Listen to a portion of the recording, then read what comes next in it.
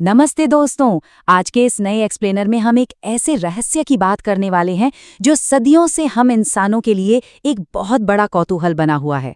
हम अमरनाथ गुफा की उन अद्भुत परतों को खोलेंगे जहां गहरी आस्था, विज्ञान और हमारा प्राचीन इतिहास आपस में आकर मिलते हैं। तो चलिए बिना किसी देरी के इस रहस्य को डीकोड करते हैं। हमारा आज का ये विश्लेषण एक बहुत ही गहरे विरोधाभास से शुरू होता है। जरा सोचिए, अगर शिवजी की भयंकर कालाग्नि ने गुफा के अंदर के हर एक जीव को भस्म कर दिया था, तो फिर वहां दो साधारण कबूतर कैसे बच गए? है ना कमाल का सवाल। ये सिर्फ एक कहानी का हिस्सा नहीं है, बल्कि यही वो सवाल है जो हमारी पुरानी मान्यताओं, इतिहास और आज की साइंस के बीच एक गजब का पुल बनाता है। इस पूरे रहस्य को अच्छे से समझने के लिए हम इसे इन 5 हिस्सों में बांटेंगे: अमरता की खोज, त्याग का मार्ग, गुफा का सीक्रेट, शिवलिंग का विज्ञान और आखिर में इसका असली इतिहास। तो सबसे पहले बात करते हैं अमरता की खोज की। इस पूरी कहानी की शुरुआत होती है कैलाश पर्वत पर, जहां माता पार्वती ने भगवान शिव से एक बहुत ही गहरा दार्शनिक सवाल पूछ लिया। उन्होंने देखा कि शिवजी अपने गले में जो मुंडमाला पहनते हैं वो असल में खुद पार्वती जी के ही पिछले जन्मों की है। ये जानकर पार्वती जी ने हैरान होकर पूछा कि मुझे बार बार जन्म और मृत्यु का दर्द क्यों सहना पड़ता है, जबकि आप हमेशा से अमर है। और सच कहूं तो इसी एक सवाल ने इस पूरे रहस्य की नींव रख दी। माता पार्वती की जिद के आगे शिवजी उन्हें अमर कथा सुनाने के लिए राजी तो हो गए, लेकिन इसकी एक बहुत बड़ी शर्त थी।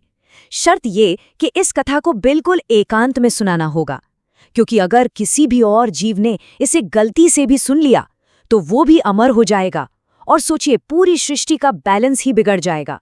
बस इसी एकदम शांत और सुनसान जगह की तलाश उन्हें हिमालय की इस ऊंचाई पर मौजूद गुफा तक ले आई। अब आते हैं हमारे दूसरे हिस्से पर, त्याग का मार्ग। देखिए, उस गुफा तक पहुंचना कोई नॉर्मल ट्रैकिंग नहीं थी। ये दुनियादारी और मोह माया को पीछे छोड़ने का एक बहुत बड़ा सिंबल था। आज के समय में तीर्थयात्री जिन 5 पड़ावों से गुजरते हैं, पहलगाम, चंदनवाड़ी, शेषनाग, महागुनास पर्वत और पंचतड़िनी, ये बिल्कुल वही रूट है जो कथाओं में शिवजी ने लिया था। और हर एक पड़ाव किसी न किसी चीज के बड़े त्याग को दिखाता है। जरा इस ब्रेकडाउन को देखिए, ये बहुत ही इंटरेस्टिंग है। पहलगाम में शिवजी ने नंदी को छोड़ा, जो बताता है कि आपको एकदम अकेला होना पड़ेगा।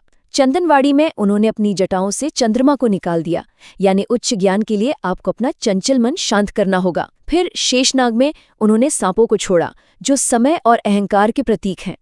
महागुनास पर्वत पर भगवान गणेश को छोड़कर उन्होंने पारिवारिक मोह त्यागा। और आखिर में पंचतरिणी में, जहां 5 नदियां मिलती हैं, अपने भौतिक शरीर यानी पंच तत्वों को भी पीछे छोड़ दिया। अब बात करते हैं भाग 3 की, गुफा का रहस्य। अब इन सब चीजों को छोड़ने के बाद जैसे ही वे गुफा में पहुंचे, कहानी एक गजब का मोड़ लेती है। कथा शुरू करने से ठीक पहले शिवजी ने अपनी शक्तियों से कालाग्नि पैदा की। ये कोई आम आग नहीं थी, इसका काम था गुफा के कोने कोने में छिपे हर एक छोटे से जीव को भस्म करना, ताकि सीक्रेट सेफ रहे। सब कुछ भस्म करने के बाद शिवजी ने कथा शुरू की, लेकिन कथा इतनी लंबी और गहरी थी कि थकान के कारण माता पार्वती को नींद आ गई। और यहीं पर होता है एक बड़ा चमत्कार। गुफा में पत्थरों के नीचे कुछ कबूतर के अंडे छिपे रह गए थे, जो उस भयंकर आग से किसी तरह बच गए। वहां के उस पवित्र माहौल के प्रभाव से उन अंडों से बच्चे बाहर आ गए। अब पार्वती जी तो सो रही थी, लेकिन शिवजी को ये लगे कि कोई सुन रहा है, इसलिए उन छोटे पक्षियों ने पार्वती जी की तरह हों हों की आवाज निकालनी शुरू कर दी। शिवजी ध्यान में थे, वो कथा सुनाते गए और इस तरह उन पक्षियों को अमरता का वो राज पता चल गया। जब शिवजी ने अपनी आंखें खोलीं और सच्चाई जानी तो पहले तो उन्हें बहुत गुस्सा आया, लेकिन फिर उन्होंने उन पक्षियों को छोड़ दिया। क्यों? क्योंकि अगर वो उन्हें मार देते तो उनकी खुद की अमर कथा झूठी साबित हो जाती ना। इसलिए उन्होंने उन्हें शिव और शक्ति के प्रतीक के रूप में अमर कर दिया। और आपको जानकर हैरानी होगी कि आज भी उस माइनस टेम्परेचर और इतनी कम ऑक्सीजन में श्रद्धालुओं का दावा है कि उन्हें वहां वो 2 कबूतर दिखाई देते हैं। ये आज भी लोगों की आस्था का एक बहुत बड़ा आधार है। चलिए अब इसके चौथे पहलू पर नजर डालते हैं, शिवलिंग का विज्ञान। पौराणिक कथाओं से थोड़ा बाहर निकलें तो अमरनाथ गुफा के अंदर होने वाली जियोग्राफिकल घटनाएं भी कम इंटरेस्टिंग नहीं हैं। विज्ञान की भाषा में इसे कास्ट टोपोग्राफी कहते हैं। असल में अमरनाथ की ये गुफा चूना पत्थर यानी लाइमस्टोन और जिप्सम की चट्टानों से बनी है। ये एक तरह से नेचर की अपनी एक परफेक्ट लैब है। इन चट्टानों के बीच से पानी बहुत आसानी से रिस सकता है और यही उस मशहूर बर्फ की आकृति के बनने का मेन कारण है।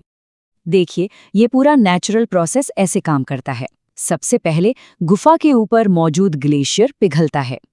फिर वो पानी चट्टानों की दरारों से नीचे आता है। जैसे ही पानी की बूंदें गुफा की छत से टपकती हैं, वहां की कड़ाके की ठंड के कारण वो तुरंत जम जाती हैं। और समय के साथ एक के ऊपर एक बूंद जमते जमते ये बर्फ का खंभा नीचे से ऊपर की तरफ बढ़ने लगता है। साइंस में इस स्ट्रक्चर को आइस स्टैलेग्माइट कहा जाता है। अब यहाँ एक बड़ा ही खूबसूरत बैलेंस देखने को मिलता है।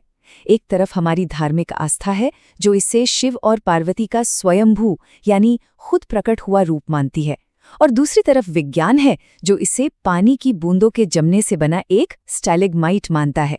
ये हमें दिखाता है कि कैसे एक ही चीज में लोगों की गहरी आस्था भी हो सकती है और साथ ही उसका एकदम सटीक साइंटिफिक लॉजिक भी हो सकता है।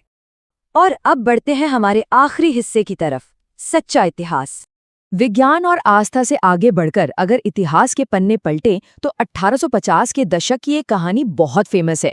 ये कहानी है बूटा मलिक नाम के एक मुस्लिम चरवाहे की। कहते हैं कि उन्हें पहाड़ों में एक साधु ने कोयले से भरी एक बोरी दी थी, जो घर पहुंचने पर जादुई तरीके से सोने में बदल गई। जब वो थैंक यू बोलने वापस गया तो वहां साधु की जगह उसे ये गुफा और शिवलिंग मिला। आज ये कहानी हिंदू मुस्लिम एकता की एक बहुत ही शानदार मिसाल मानी जाती है। लेकिन रुकिए, क्या इस गुफा का इतिहास सिर्फ 1850 से शुरू होता है? बिल्कुल नहीं। हमारे पास जो पुराने संस्कृत के सबूत हैं वो बताते हैं कि राज तरंगिनी के हिसाब से 44 ईसा पूर्व में राजा संदीपति यहाँ आए थे। सोचिए, और लगभग 1400 साल पुराने नीलमत पुराण में भी इसे अमरेश्वर कहा गया है। 11वीं सदी में रानी सूर्यमती ने यहाँ त्रिशूल चढ़ाए थे और 1663 में फ्रांसीसी यात्री फ्रैंकोइस बर्नियर ने भी इसका जिक्र किया है। मतलब ये जगह आज से नहीं बल्कि हजारों सालों से लोगों की श्रद्धा का केंद्र रही है। तो आखिर में एक बहुत बड़ा सवाल हमारे सामने आता है। आज भी जब हर साल लाखों लोग अपनी परवाह किए बिना इन दुर्गम पहाड़ों पर चढ़ते हैं, तो अमरनाथ का असली जादू क्या है? क्या वो उन प्राचीन कथाओं में है, इसके पीछे के विज्ञान में है, या फिर इंसान की उस अटूट आस्था में है जो सदियों से चली आ रही है? चाहे आप इसे भक्ति के नजरिए से देखें या साइंस के, एक बात तो तय है, अमरनाथ को समझने की ये यात्रा उस मंजिल जितनी ही गहरी और रहस्यमयी है। तो दोस्तों, इस सब पर आपका क्या सोचना है?